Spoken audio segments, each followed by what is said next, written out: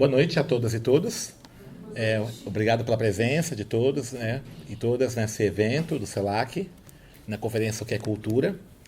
E para essa conversa nossa, O que é Cultura, eu selecionei algumas reflexões que nós temos realizado no âmbito do nosso núcleo de pesquisa, no núcleo de apoio à pesquisa, o Centro de Estudos Latino-Americanos sobre Cultura e Comunicação, CELAC.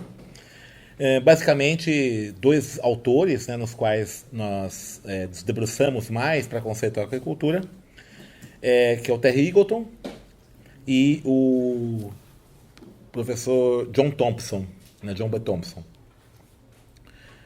Então, iniciando a nossa conversa de hoje sobre o que é cultura, o Terry Eagleton ele vai pensar a cultura a partir de duas dimensões, né?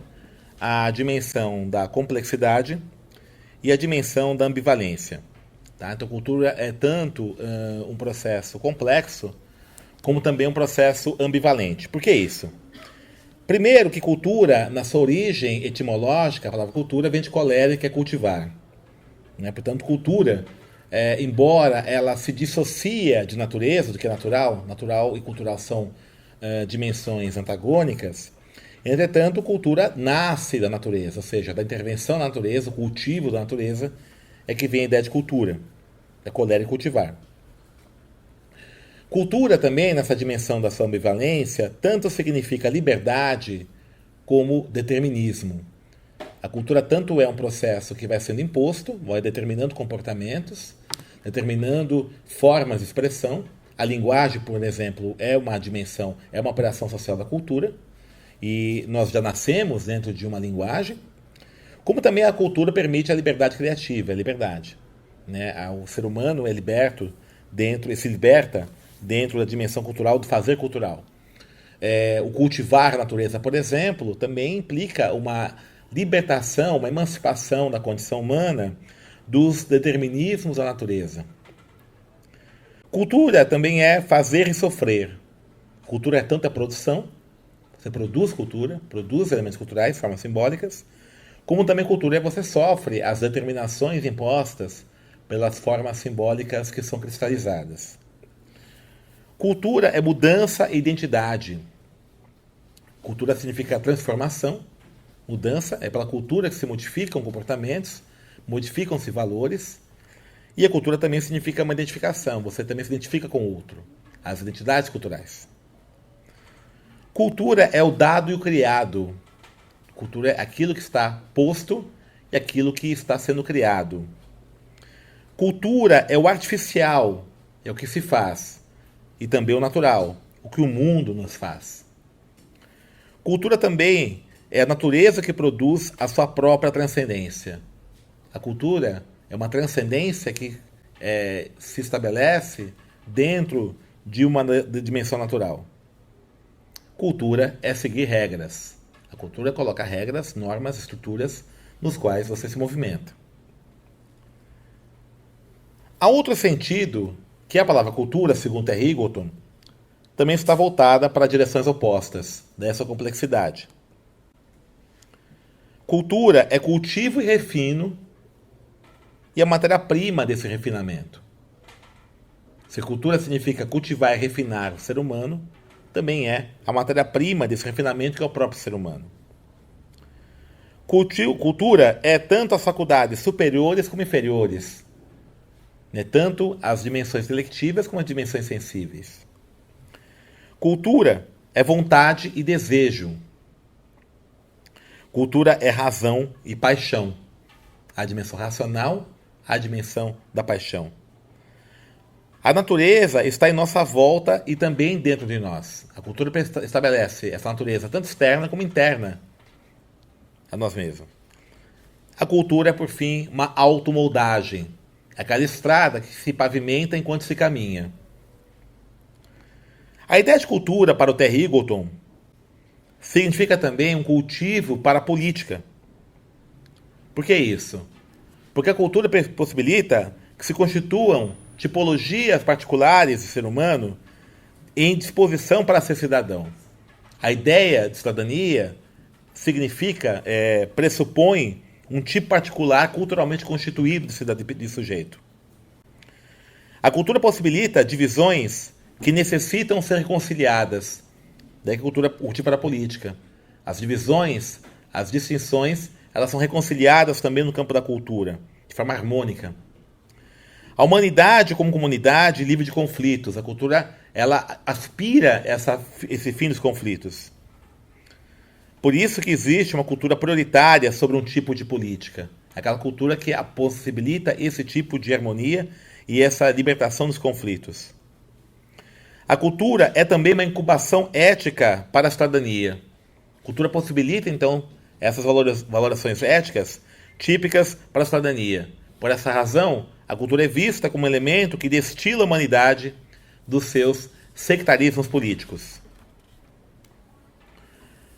O Terry Eagleton, ele fala em certo momento que a cultura é justamente o mecanismo daquilo que mais tarde será chamado de hegemonia, moldando os sujeitos humanos às necessidades de um novo tipo de sociedade politicamente organizada, remodelando-os com base nos agentes dóceis, moderados, de elevados princípios, pacíficos, conciliadores e desinteressados desta ordem política. Esse elemento da cultura como civilizatória, como harmonizadora, está vinculado diretamente à ideia de hegemonia. Quando se fala hegemonia cultural, pegando Gramsci, justamente é uma ação cultural voltada para a constituição desse ordenamento. O Raymond Williams, citado por Terry Eagleton, ele vai pensar a cultura como civilidade ou civilização. Na sua obra, do Raymond Williams sobre cultura, ele faz uma crítica romântica ao capitalismo. Ele percebe que a cultura ela aparece, em certo momento, como uma crítica romântica ao capitalismo industrial. E aí, então, pensa a cultura como um modo de vida característico, no qual a crítica anticapitalista, ela relembra, ela tem uma dimensão saudosista de um ser romântico e um ser bucólico. E aí, por essa razão, então, que a cultura vai caminhar para uma especialização às artes. Essa discussão presente no Raymond Williams, citado por Terry Eagleton, é muito interessante porque ela estabelece essas relações tensas entre a produção artística e a dimensão do capital, a dimensão da mercadoria. Que, em outro momento, outros autores vão pensar como vai haver um processo de colonização do processo mercadológico da produção artística. O Raymond Williams também vai pensar a cultura no sentido antropológico, onde você pensa uma visão, uma apropriação cientificista do que é cultura. Cultura, no sentido restrito das artes, define uma qualidade de vida refinada, cultura como civilidade, cuja realização na cultura, como vida social, como um todo, é a tarefa da mudança política. Estético e antropológico se reúnem por meio da ação política. O que significa isso? Que a dimensão estética, que está vinculado a essa visão restrita da cultura, apenas a dimensão das artes, ela define um tipo de vida refinada, cultura como civilidade, que, entretanto, se realiza na visão totalizante de cultura, cultura como vida social. E aí, então, esse processo acontece a partir da ação política. O Terry Eagleton, a partir dessas considerações, vai apresentar as seguintes preocupações em relação à cultura. Primeiro, como na dimensão cultural é possível pensar a utopia como algo realizável, uma vez que o futuro deriva do presente. Se a cultura, esse novo que brota do passado, como pensar a utopia, então, como algo realizável, já que a utopia vem de utopos, lugar distante, lugar bom, portanto, vem a partir de uma perspectiva crítica da realidade que você vive, ao mesmo tempo da possibilidade de construção do novo, uma vez que esse futuro deriva do presente. Em outras palavras, como construir essa utopia dentro do presente. E como pensar a ação cultural como uma ação política, porque cultivar significa agir sobre. Pensando a ação cultural como ação política, significa agir sobre uma cultura já estabelecida. Essas são as preocupações com o Terry Eagleton. Um outro autor importante que a gente quer trazer aqui para a contribuição, para essa conversa sobre o que é cultura, é o John Thompson. né, no livro Ideologia, Cultura Moderna e Mídia Modernidade. O Thompson, a partir de um histórico bastante interessante que ele faz de como os conceitos de cultura foram se desenvolvendo, desde da cultura equivalente à civilização, né, a concepção descritiva de cultura, a concepção simbólica de cultura, a partir de um ajuste de contas realizado, de uma visão crítica, uma interpretação crítica que ele faz da obra de Clifford Geertz, que está expressa no livro Interpretação das Culturas, de Clifford Geertz, ele vai pensar a cultura como um processo de interpretação da realidade. Nesse ponto, ele está concordando com Geertz. Entretanto, ele acrescenta um dado bastante interessante, que essa interpretação da realidade ela ocorre em contextos socialmente estruturados. Nesses contextos socialmente estruturados, analisando a sociedade contemporânea, o Thompson destaca dois aspectos importantes. Primeiro, o conceito de ideologia. Ideologia é definida por Thompson como sentidos ou construção de sentidos a serviço do poder. A ideologia, ela atribui sentidos às coisas, atribui significados, e esses sentidos estão direcionados para o poder. E um outro aspecto contemporâneo, destacado por Thompson, é a mídia, os meios de comunicação de massa, entendido por ele como dispositivos de mediação da modernidade. A modernidade ela tem um dispositivo específico, muito singular, de mediação, que são os meios de comunicação. A cultura, nessa concepção de Thompson, ela se expressa por que ele chama de formas simbólicas, são as unidades culturais.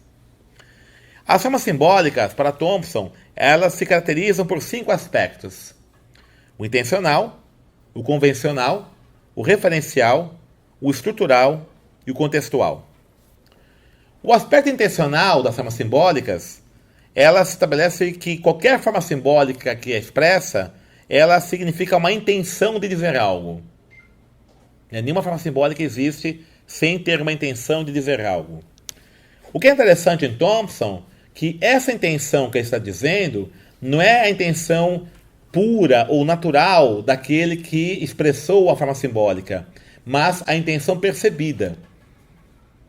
Então, de nada vale, por exemplo, você ter a intenção de falar alguma coisa, se esse falar alguma coisa que você teve foi percebido de outra forma. O que vale como ela foi percebida, né? Como essa intenção foi decodificada pelo grupo a qual se direcionou.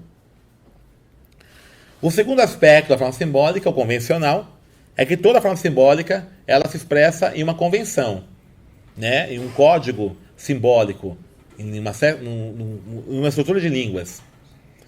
E isso é uma convenção. Desde, por exemplo, o idioma da língua verbal. Então, por exemplo, aqui nesta sala, a gente está conversando aqui, falando sobre isso em português, né? Se eu estivesse fazendo essa conferência na Rússia, acho que poucos entenderiam, né? A não ser que tivesse alguns brasileiros lá na Rússia, né?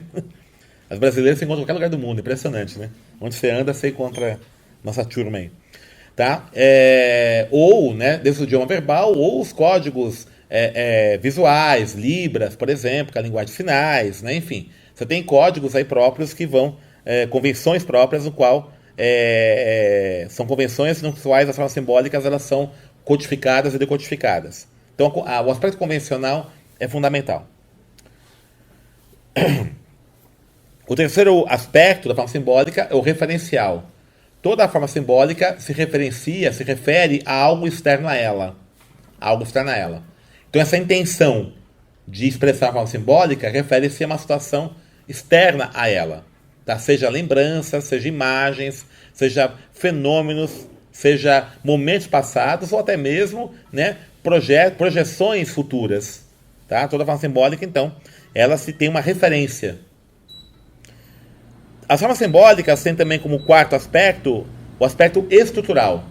E aqui eu quero chamar a atenção de vocês que a forma simbólica, segundo Thompson, ela tem uma estrutura interna, e essa estrutura interna, evidentemente, ela constitui um significado, só que o Thompson, ele não centra essas análises nessa dimensão da sua estrutura interna que caracterizaria o que ele chamaria de uma visão estruturalista. Por isso que o Thompson, ele se autodenomina a sua concepção de cultura como concepção estrutural e não estruturalista de cultura. Tá? Deixa muito claro essa distinção que ele quer estabelecer. O que seria esse aspecto estrutural? Ora, a forma simbólica ela é constituída de partes que, dentro de uma certa estrutura, dão um sentido. Então, por exemplo, ele cita na sua obra a famosa análise do Roland Barthes, daquela capa da Paris Match, né? Em que você tem um soldado negro com uniforme francês, do exército francês, batendo continência para a bandeira da França. Né? Então, nessa capa da Paris Match, tem uma série de elementos ali que, ordenados de certa forma, vão dando sentido. Primeiro, a própria Paris Match, uma revista, né, que tem um posicionamento ideológico muito claro, muito específico lá na sociedade francesa, né, essa revista. Então não é uma foto qualquer, é uma foto que está na capa dessa revista, como, por exemplo, uma foto da revista Veja, ter um sentido, ou da Folha de São Paulo, o que for. Né? É a foto de um soldado negro com o uniforme do exército francês, que sintetiza, interessante, né, essa expansão do Império Francês para além das suas fronteiras, da nação europeia, né, indo para a África, quer dizer, o imperialismo francês na África, sendo sintetizado com essa presença de um soldado negro com o uniforme francês, né, e a nação francesa, para além das fronteiras, o Império Francês sendo simbolizado pela bandeira, que é a continência, o símbolo da continência, a bandeira francesa significa então essa unificação dentro desse império, tá? Então, esses vários elementos unificados que vão conferir um sentido por essa forma simbólica. A gente pode aí, nessa análise do Barthes é bastante rica, né, de detalhes, mas, por exemplo, a gente pode observar mesmo a minha fala, né, quer dizer, não só a linguagem verbal, mas a entonação de voz, o gestual, a próprio ritual dessa sala também vão conferir sentido. São elementos que unificados dão um sentido para a forma simbólica. O quinto aspecto da forma simbólica é o aspecto contextual, que é justamente a questão central para o Thompson, que as formas simbólicas, quer dizer, a intenção dela, a convenção, a referência, essa estrutura, elas ocorrem dentro de contextos socialmente estruturados. O Thompson vai falar em certo momento, na sua obra, que a inserção das formas simbólicas em contextos sociais implica em que, além de serem expressões para um ou mais sujeitos, são recebidas e interpretadas por indivíduos que estão também situados dentro de contextos sócio-históricos específicos e dotados de vários tipos de recursos. O modo que uma forma simbólica é compreendida depende dos recursos empregados no processo de interpretação. O que significa isso? A forma simbólica ela vai ser expressa em certos contextos e, evidentes contextos têm desigualdades, diversidades, diferenças. E os sujeitos têm acessos distintos ou diferenciados aos recursos, né, aos vários recursos. E isso, então, implica em formas diferentes de interpretação que geram, então, os conflitos de interpretação e de valorização das formas simbólicas. Né, isso que o Thompson vai colocar. Isso é muito interessante, esse Thompson, né, que nos abre uma série de pistas para entender cultura e todas essas dimensões aí mais diacrônicas, né? Que vejam só, o Terry Eagleton, ele ressaltou exatamente essa dimensão complexa e ambígua, né? Cultura é fazer sofrer, né? Essas ambiguidades que tornam a cultura esse é ou não é, né? E o Thompson, ao ressaltar esse pano de fundo dos contextos socialmente estruturados, o que está apontando para a gente aqui? Está apontando que a forma simbólica, né, ela tem uma dimensão complexa, não só na sua produção, na sua estruturação enquanto forma simbólica, mas fundamentalmente nas suas decodificações. Né? As decodificações, as reinterpretações, elas são diversas, não por ela própria, a forma simbólica, mas porque ela vai circular em contextos estruturados nos quais existem aí as desigualdades e as hierarquias de poder. Essa questão dos recursos em Thompson é muito interessante, porque aqui Thompson se aproxima muito de Bourdieu. Né, Pierre Bourdieu. Recursos, o Thompson vai pensar dentro da lógica de capital. Tá? Capital aqui não é um capital pensado apenas no sentido econômico, né, como a tradição marxista tende a trabalhar, mas o capital indica recursos, não só recursos materiais, mas recursos simbólicos e culturais que são empregados, são mobilizados, tanto na produção como também na interpretação desses bens simbólicos, dessas formas simbólicas. Né? Essa é um pouco a ideia que o Thompson quer trazer para a gente. Emprestando de Bourdieu, né, essas categorias, o Thompson ele vai destacar 3 tipos de capital recursos. O capital econômico, propriamente dito, o capital que são os recursos materiais, né? O capital cultural, e aqui entendo o capital cultural como os conhecimentos socialmente legitimados, tá? Que em última instância é o grau de instrução, tá? Né? Os conhecimentos que são socialmente legitimados, e o capital simbólico, que é o prestígio que permite certas vantagens, né? Um recurso que permite certas vantagens para alguns segmentos sociais. Ora, esses capitais todos são mobilizados naquilo que o Pierre Bourdieu chama de campos de interação, né? As interações sociais vão ocorrer, então, dentro desses contextos, segundo Bourdieu, que Thompson está apropriando, a partir da mobilização desses capitais. E o que é interessante, o Thompson vai trazer como ideia interessante aqui nessa discussão, que a relação nos campos de interação ela é tensa, porque ela tanto tem uma perspectiva sincrônica, ou seja, uma ordem estabelecida, que vai manter as hierarquias já consolidadas dos capitais, né, são posições especializadas, como também trajetórias de mudança ou de manutenção. As classes sociais, os grupos sociais que estão inseridos nesses campos de interação atuam tanto no sentido de manutenção das suas posições, em caso de classes dominantes, como também atuam no sentido de modificações, de mudanças, no caso das classes dominadas, né? Aí então o que acontece? Nessas trajetórias de mudança, de permanência ou de transformação,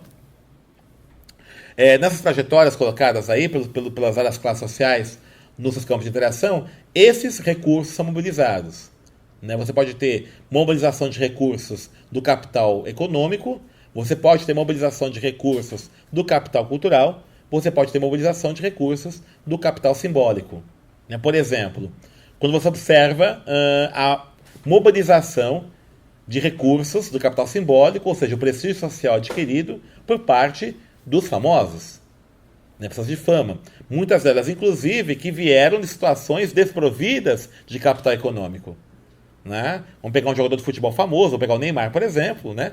É uma pessoa que, né, chega um ponto, um grau, né,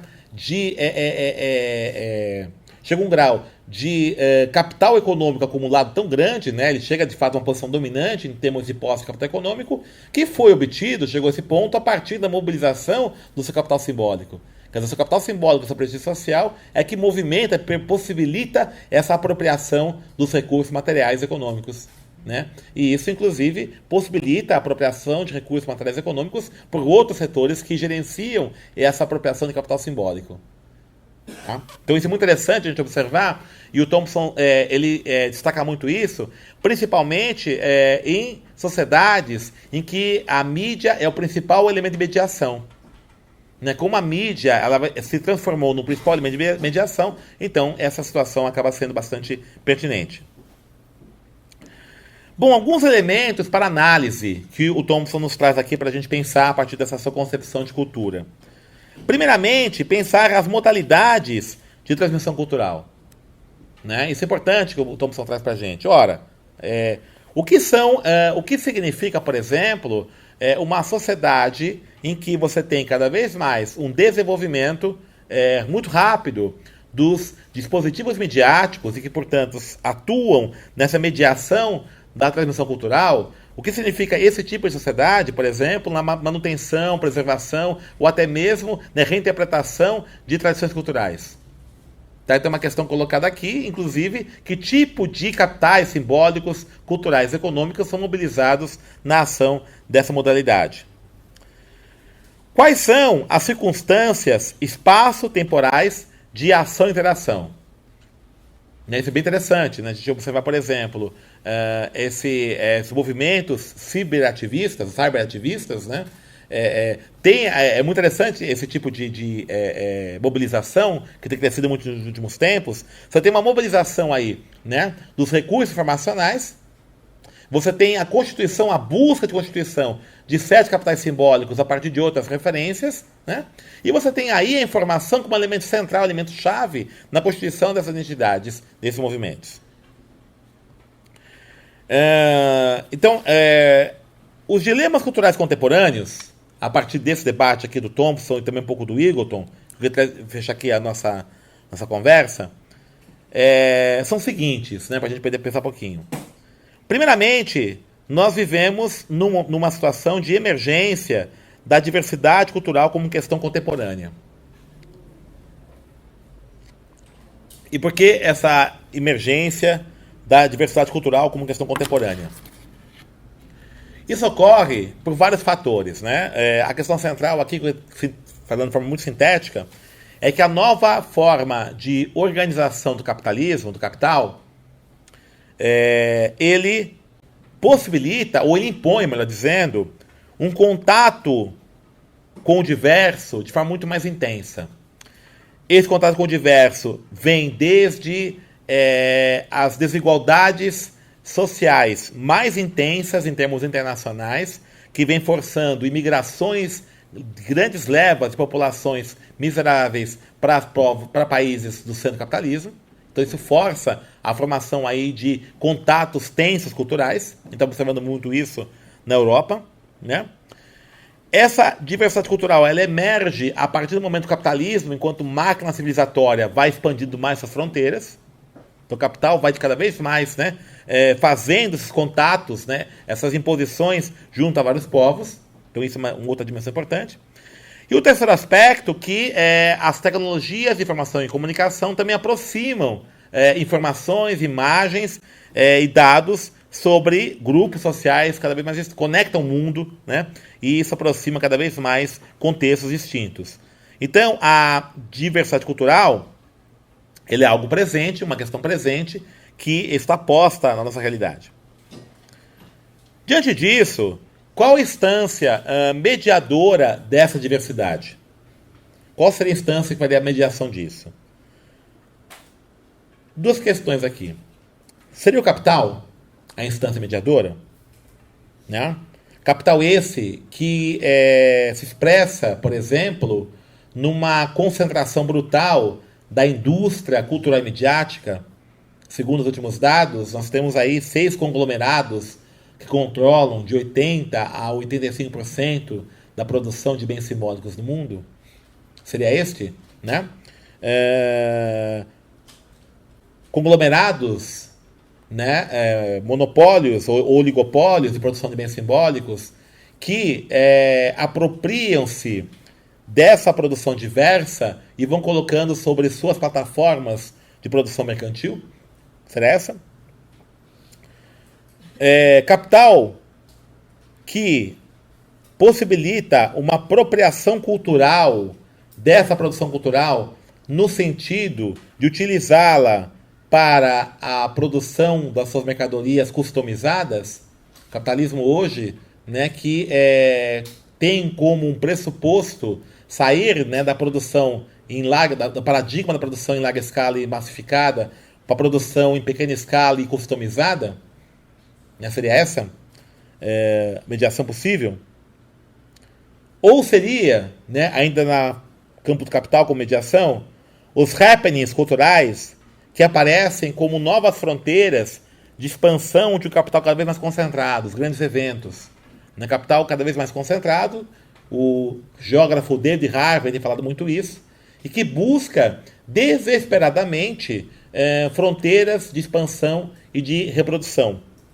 E os happenings culturais, grandes festivais, grandes eventos, esportivos inclusive, né, Copa do Mundo, Jogos Olímpicos, etc., aparecem como fronteiras de expansão, inclusive com reordenamentos dos espaços urbanos. Então essas seriam as possibilidades de uma mediação do capital dessa diversidade. Seria o poder público, o Estado, né?